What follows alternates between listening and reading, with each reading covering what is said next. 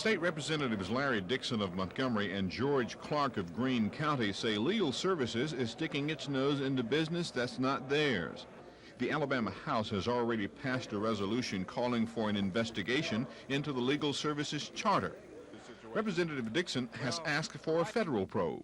I can't say much about what's going on relative to the Legal Services Corporation. I'm in disagreement with that comment, and I base my disagreement on the enabling legislation. I have been dealing with the Legal Services Corporation for over 3 weeks now, trying to resolve this matter.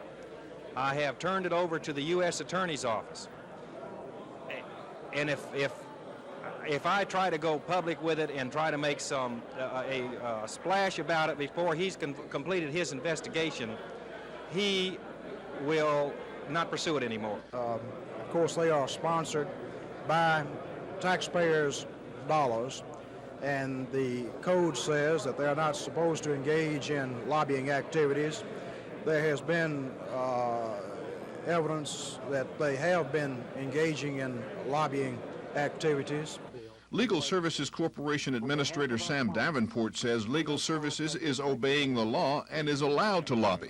The Legal Services Corporation of Alabama is authorized by Congress to support or oppose a bill in the legislature on behalf of our clients when those clients may be affected by that bill. In fact, here's a copy of the regulation authorizing. From what we've been told by both sides in this controversy, it will be some time before the issue is resolved. This is Norman Lumpkin, WSFA TV News at the Capitol. Yes, I had a broke foot, and I thought it was going to take a little while before I, get back on the track. But fortunately, I got back, and, I started hitting the ball right away. You went, that week you went 15 for 22, hit 682, and got nosed out by Freddie Lynn for Player of the Week. Now, that was disappointing, I'm sure. I can't imagine why. He didn't hit nearly that well, and I can't imagine why they outvoted you on that. Have you heard anything about it? Well, yeah, we discussed it, and I was disappointed, but it's just one of those things that happened. I think he hit 500, so he had a good week too. But I thought I should have got it. I thought you should have too. Now you were playing for a while there every day, and playing in right field. You're back to platooning now. Well, yes, some of the right-hand hitters was hurt, and I think Al Oliver was hurt, so they put me in there every day, and I did the job, and I was happy, the way I was swinging the bat.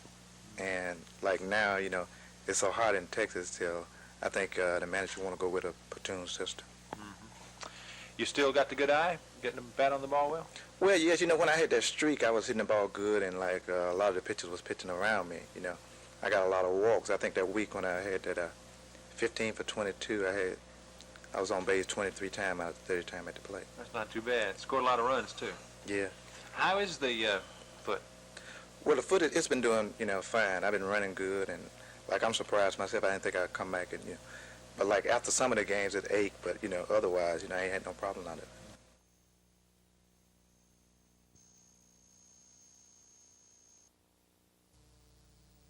So the governor's position now is he's gone absolutely as far as he can go. He is absolutely sickened at the thought that the Alabama Educational Association and a small group of people, for their own personal interests, can hold 750-some thousand Alabama school children hostage.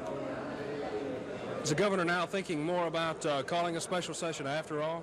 The governor has made the statement both publicly and privately that when 100 legislators come to his office and sign that they're ready to pass a budget for the school children of Alabama, that he'll call a special session, and not until then. So if it does not get through the regular session, he will not call one until he has such signatures? That's absolutely correct, Dennis. Well, what if they don't come? Then we won't have a special session.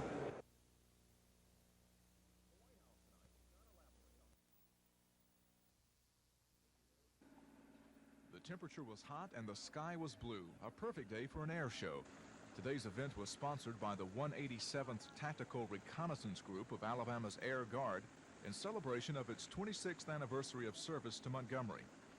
The open house and air show is part of the Air Guard's regular open house policy, designed so the public can become better acquainted with their operation. And it's no coincidence that it's held during their recruiting drive. Both civilian and military aircraft were on display, from this one-seater biplane to the giant C-41 Starlifter cargo plane.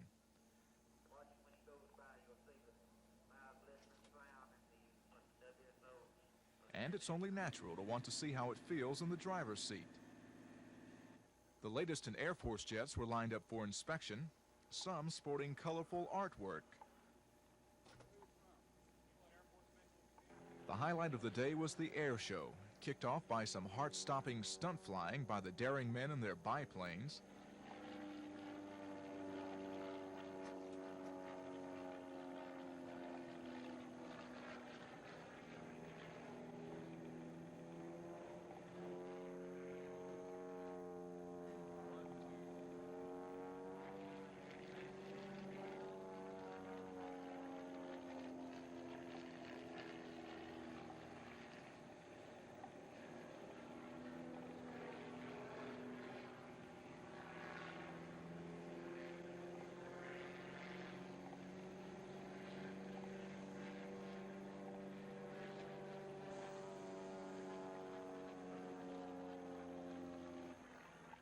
And then the thunderous roar of the F-4s.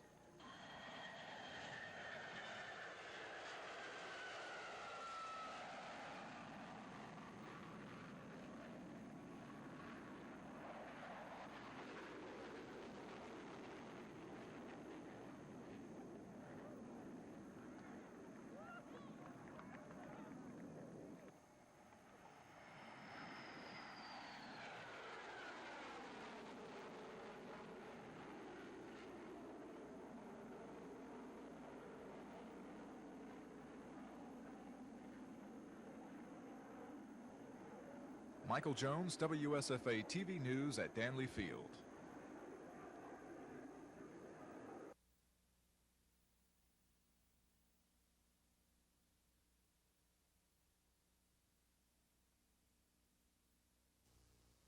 When contacted at his Arlington, Virginia home, Congressman Bill Dickinson told TV 12 News he could not make an official statement at this time. He did, however, say, quote, he is very pleased and excited about the 5-year plan that would affect both Maxwell and Gunter here in Montgomery. If the plan is approved, the Defense Department will move the Senior Non-Commissioned Officers Academy from its current location at Gunter Air Force Station across town to Maxwell Air Force Base. Construction of a new Air War College building at Maxwell is reportedly part of the project. A congressional aide noted approval of the project would essentially have all academic training located on what is now called Academic Circle on the Maxwell base. Total cost of the project is reportedly $20 million and a result of a study commissioned by Dickinson. Information officers for both facilities knew nothing of the plan, but the congressman says he's trying to change the situation as soon as he can. Dickinson did say he's hoping the official word may be announced here in Montgomery the 3rd week in August. Paul Roth, WSFA TV News.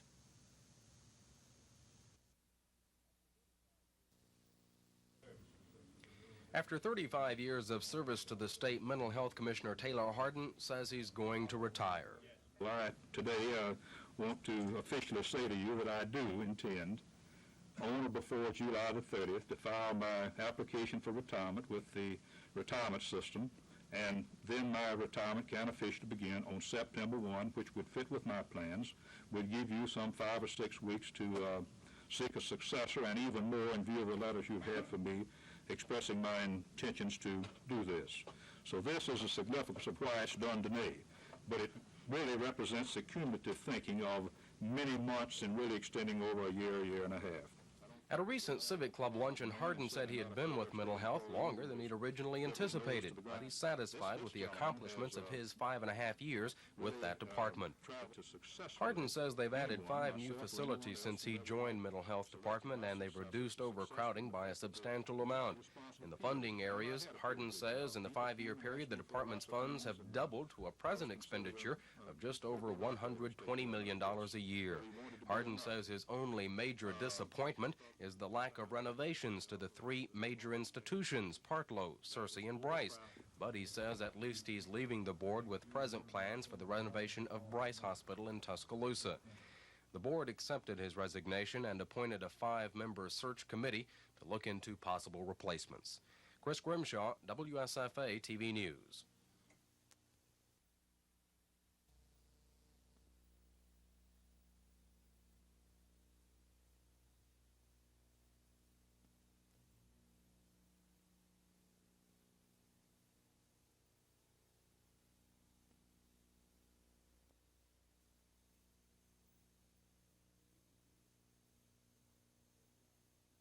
chicken queue is a program which you can enjoy. You don't have to too much worry about you do something and if you lose, you don't win, you lose.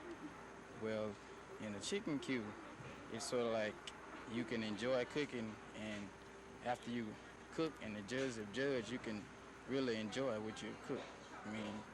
You get something for nothing, really.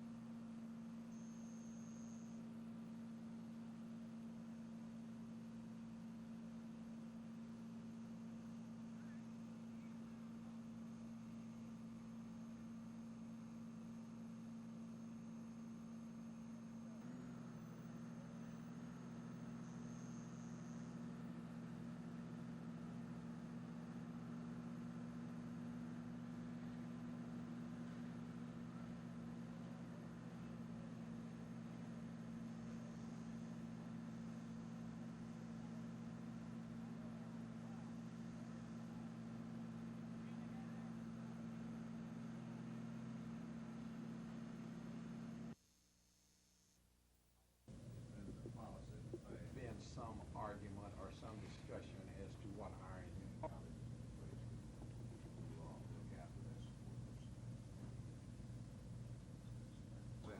we would send the same money to everybody based on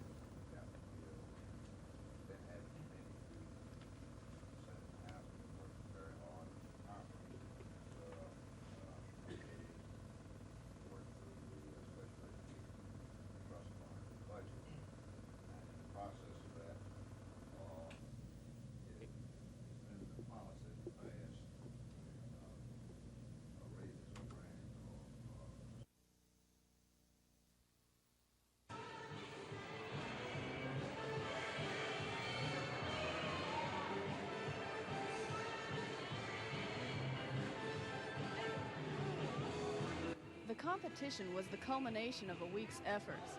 The 450 high school students attended clinics to become better drum majors, twirlers, majorettes, and dancers.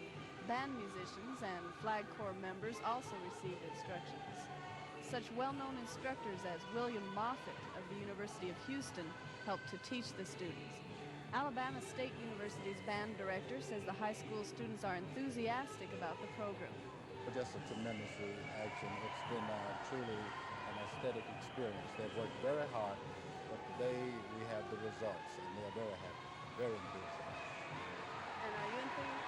Of course, can't you tell? But the kids' enthusiasm was not confined to their own teams.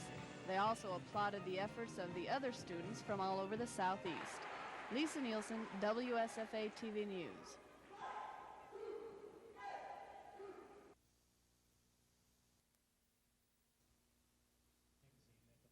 Steve Gibson bills himself as the world's fastest cartoonist, but the 29-year-old Huntsville native isn't just fast, he's very talented. Gibson travels out of his Atlanta home working college campuses and shopping malls, entertaining people with his cartoons and comments on everything from politics to music. All right, Steve, how did you get started in cartooning? 10th grade study hall. Everything gets started in 10th grade study hall. I had nothing better to do other than hide from a lot of people, so I'd stayed in my room and created things that I got in trouble for back in those days, and now they're paying me to do it, so it's worked out real well. I always had something sarcastic to say about most everything that happened, and I found out I could draw wiggly lines that said it as well as saying it, so we started doing both of it. Well, how did you start your show? You're working the circuit that you do. How did you get into that? I used to sit in shopping centers like this one, Montgomery Mall, and underneath a yellow umbrella, I would draw people's faces. It got to the point where I was really getting sort of bored by just drawing somebody else's face, so I turned the things over and did a silly picture of Richard Nixon or whoever was current, and I'd make a snide remark, and I got laughs. So I got to thinking, shoot, these people are going to laugh at that. They might laugh at something bigger. So I thought, white tuxedo, do it. It did. We're doing good. And work it does, especially with the kids. Gibson has a special rapport with children, whom he fondly calls rugrats. And that's probably because he still considers himself a kid. And it's evident when he teaches them the official Rugrats salute. The official Rugrat Patrol salute. It means, I love you. You only use that on me, though. You don't try it on those guys. They'll probably knock your block off. His cartoons display his own slightly warped view of the world. You got to understand that as a cartoonist, it's a sickness. You know, we don't go to school to learn how to do this sort of stuff. People's faces fascinate me. Everybody that I see just looks like a big, funny picture. Nixon was probably one of the best ones that we had to play with. His name was Richard Nixon, probably one of the best comedians this country has ever seen. He inspired me to work with cartoons and to get into comedy. Nixon had a very recognizable face, one that even little kids can recognize. They even make Halloween masks out of him. It's really kind of neat. It's the first president in years that's had his own face on a Halloween. Things never worked out too well with Richard Nixon and his nubs, greasies, or his $49.95 suit. During and after his shows, Gibson gives his drawings away, again mainly to the kids, but also to some of the older kids as well. Well, if the day comes when Gibson tires of the traveling, I asked him what he would like to do with himself then. I'm going to try for your job. I thought interviewing people in a mall would be a nice business, and I could wear this every day. It's good work if you can get it. Yeah. I wonder if this means I need to learn how to draw. Well, while I still have the chance, this is Michael Jones reporting for Alabama Illustrated.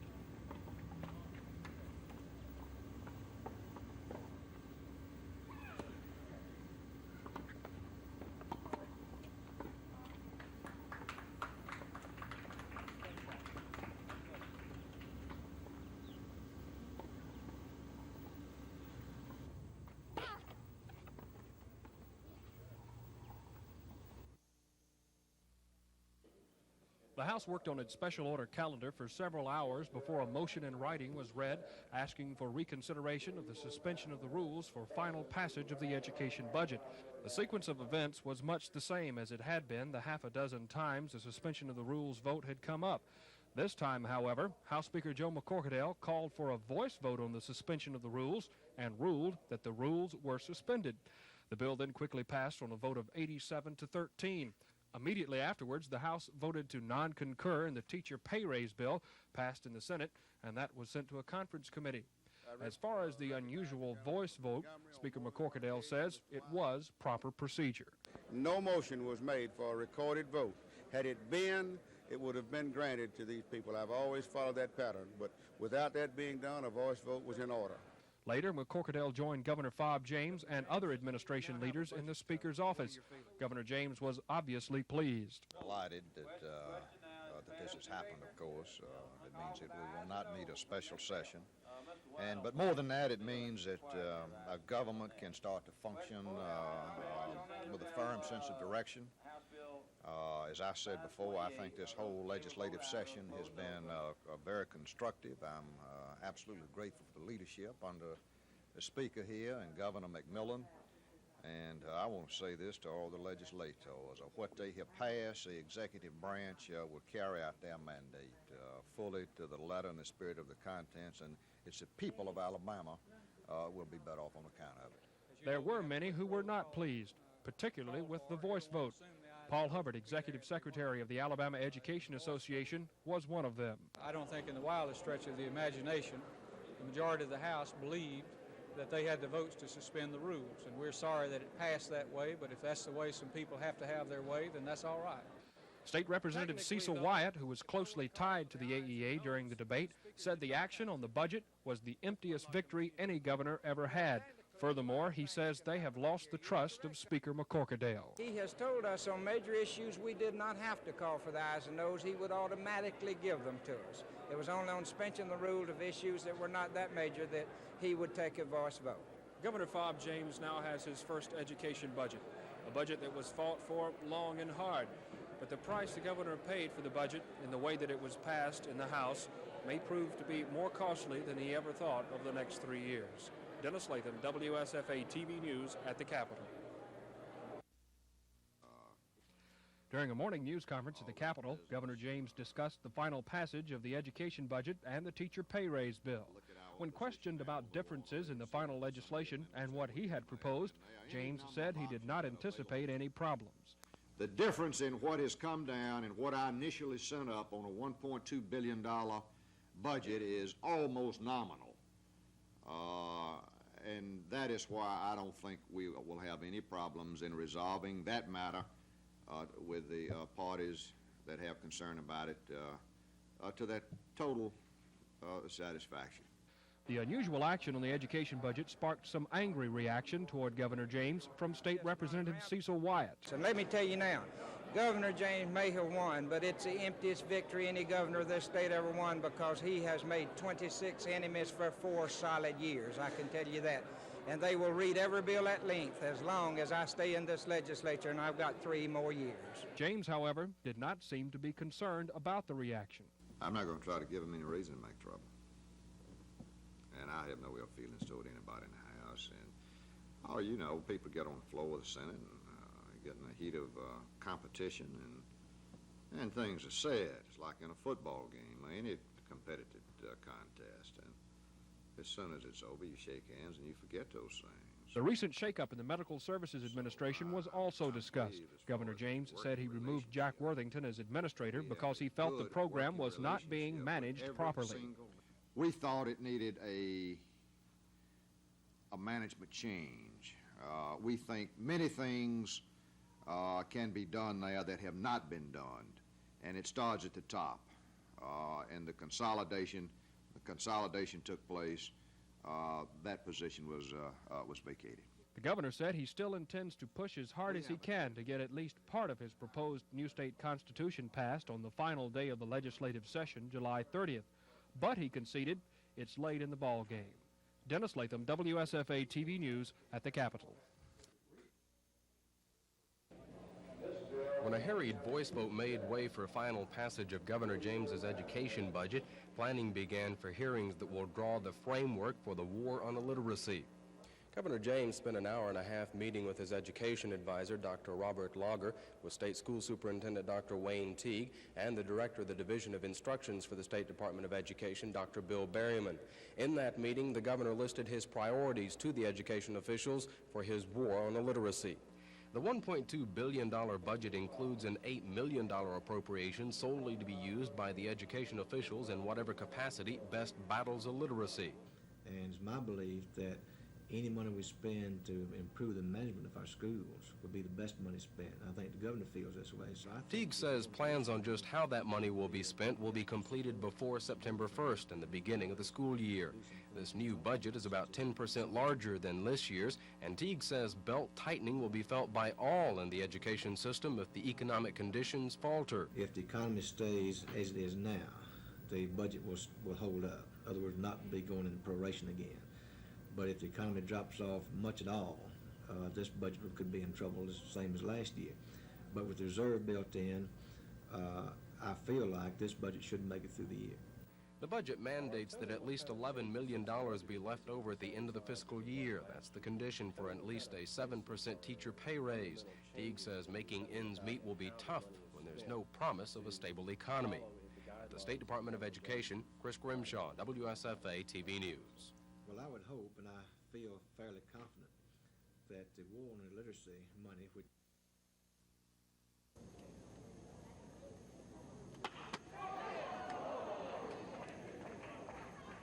Come on now. Go ahead.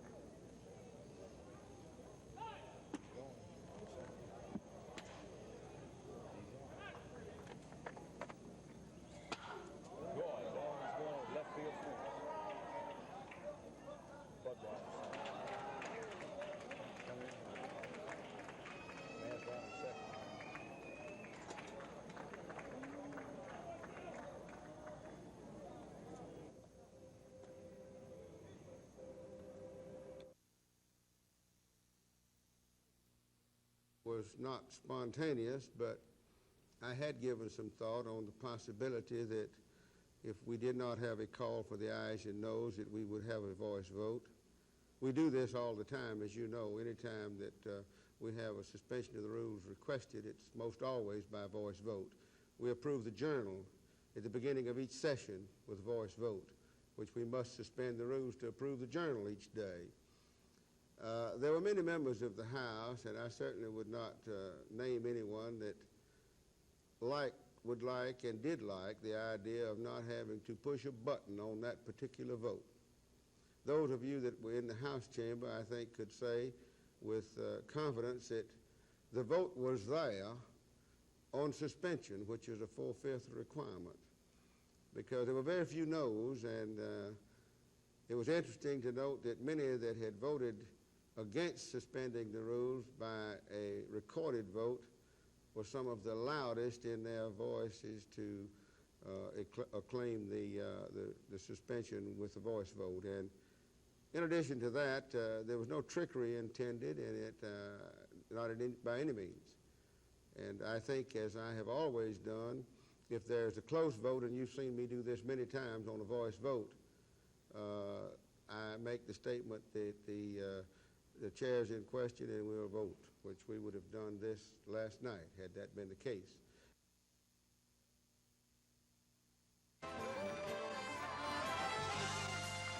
Thank you. I want to thank you all for being such an incredible audience tonight. I'd like to ask you to participate with me and sing Reach Out and Touch. It's not difficult. The words are reach out and touch somebody's hand. Make this world a better place if you can. Would you sing it with me? Come on, try it. If you can, reach out and touch somebody's hand. Make this world a better place if you can. All right. Thank you. Hey, you're really beautiful. Before we go out, and I know we're leaving the air, I'd like you to do a favor for me. I want you to join hands with your neighbors up and down each and every aisle. Join hands, hold them high in the air. We want to see them. I want you to sing as loud as you possibly can and move your hands back and forth like this. Sing it, Yvonne. Sing it, Billy. Sing it as loud as you can. Make this world a better place if you can. Why don't you touch somebody's hand? Make the world a better place if you can. Yeah. Thank you, you're beautiful. Somebody's hand. Make this whole world a better place if you can. Sing it now, yeah.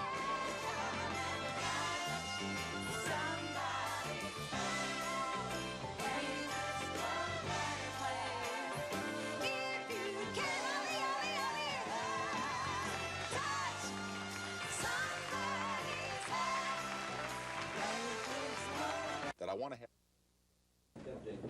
Less than a week after ending a near year-long Alabama Power Company rate case, the Public Service Commission continued its proceedings on South Central Bell Telephone's request for increased rates. Company Vice President J.D. Matheson explained to intervenors his mathematics and charts and graphs, which he says shows the utility's cost of service growing over the last decade. Almost half of that growth is attributed to inflation. It's been 2 years since the last South Central rate increase, and company officials say they've spent their dollars as wisely as possible and now have no other option other than to ask for more money. The $63 million increase represents more than the 7.5% annual increase called for by the Carter administration. So South Central says it will take $45 million of that increase now and the remaining $18 million after September 30th to stay within presidential guidelines. The Alabama Public Service Commission has set aside the remainder of this week for the South Central Bell hearings, during which time the intervenors, such as the Attorney General's Office and the Office of Consumer Protection, will run fine-tooth combs through the direct testimony of the South Central Bell witnesses. These hearings are expected to continue, with more of them in August and some in September, and a decision to come no later than November the 28th. At the State Office Building, Chris Grimshaw, WSFA TV News. With a new law, a new governor, a new administration.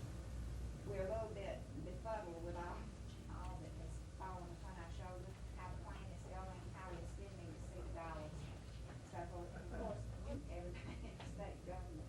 But we're going to try to be as efficient and effective as we can. As you counsel and balance of state planning council, which comprises the youth council, just the coordination of the activities just is a very complicated thing, but it can be clearly understood by all Alabamians. I see my job as matching and juggling all the pieces of the bureaucracy. We're complaining from it. So if those two, just as closely as we can, kind of reconcile a little bit, they will. It's probably killing everybody in the state government, but we're going to try to be as efficient and effective as we can.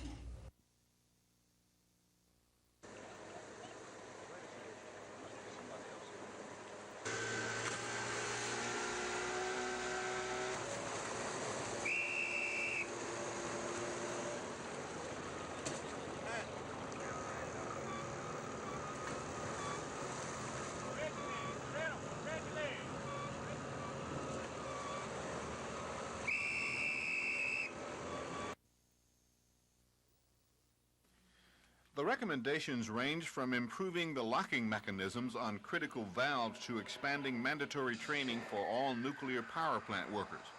The 220-page report called for other safety procedures, including specific situations where any emergency cooling systems may be removed from service. Southern Company spokesman William Reed outlined other parts of the report. It concludes that our nuclear power plants are designed and operated with large margins of safety. However, the report also outlines 20 specific recommendations which we believe will further improve the safety of our facilities.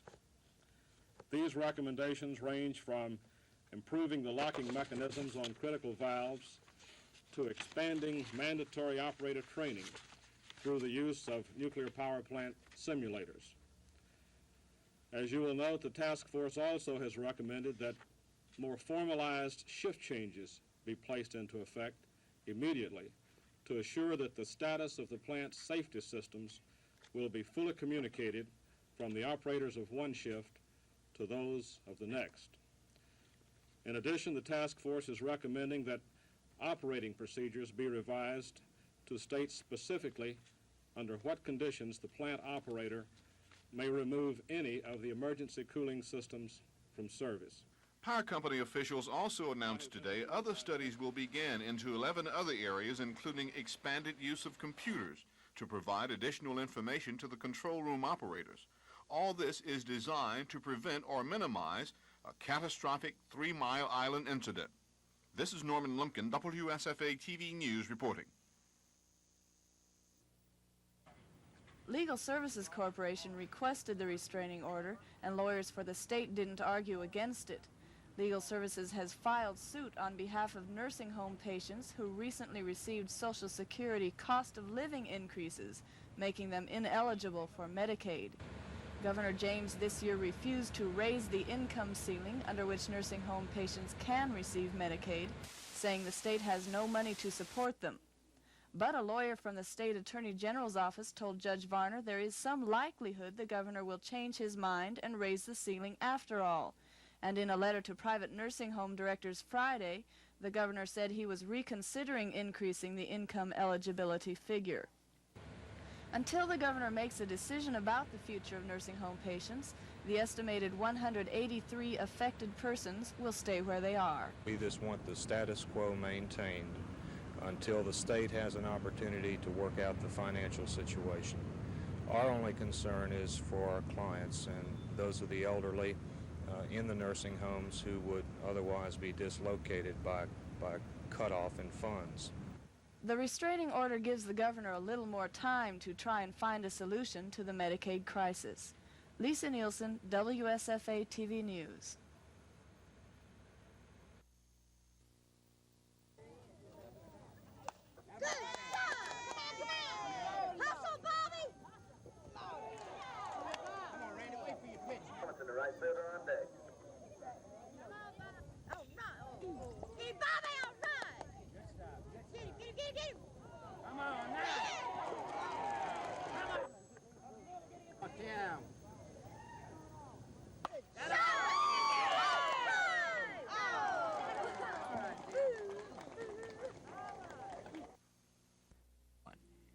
Sunday mornings, Terry and Jerry Hill protest what they call the false prophets leading Montgomery's churches. The brothers claim which church they visit is chosen by God. Their presence has sparked controversy and sometimes arrests. Terry Hill spent much of the day in court charged with disorderly conduct stemming from an April 16th incident in the Municipal Affairs Building.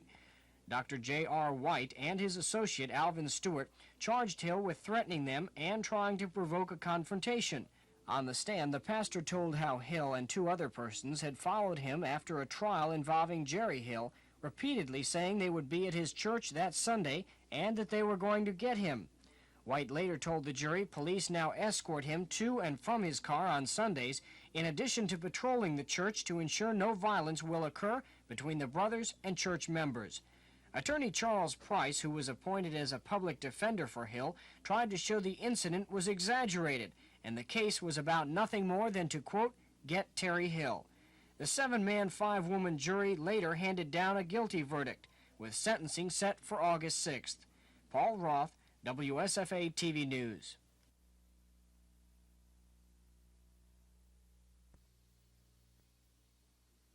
In its monthly fuel adjustment hearings before the Public Service Commission, Alabama Power Company presented charts showing an increase in fuel adjustments over the present rate. The July adjustment is $5.68 per 1,000 kilowatt hours. The charts put the August charge at $7.31. Utility attorney Rod Mundy says the power company suggests holding the August charge at 568 mils, deferring the remaining 1.6 mils for consideration at next month's hearing. The power company says not having the Farley nuclear power plant online is the main reason adjustments are so high. Commission President Juanita McDaniel says the bulk of the fuel adjustment is going to power purchased out of state. Ms. McDaniel points out the utility is forecasting an $18 million bill for power purchased from other Southern Company power firms for August alone. That's up $8 million over last month. The deferment was suggested by the utility because they say such an increase in a peak usage month like August would have a drastic impact on the customer. Utility officials estimate that anchor bolt inspections at Farley will be completed by September, hopefully lowering the September adjustment charge despite the possible addition of the 1.6 mils deferred from August. Consequently, the only increase customers will realize will be for any increases in the amount of electricity they each use. Chris Grimshaw, WSFA TV News.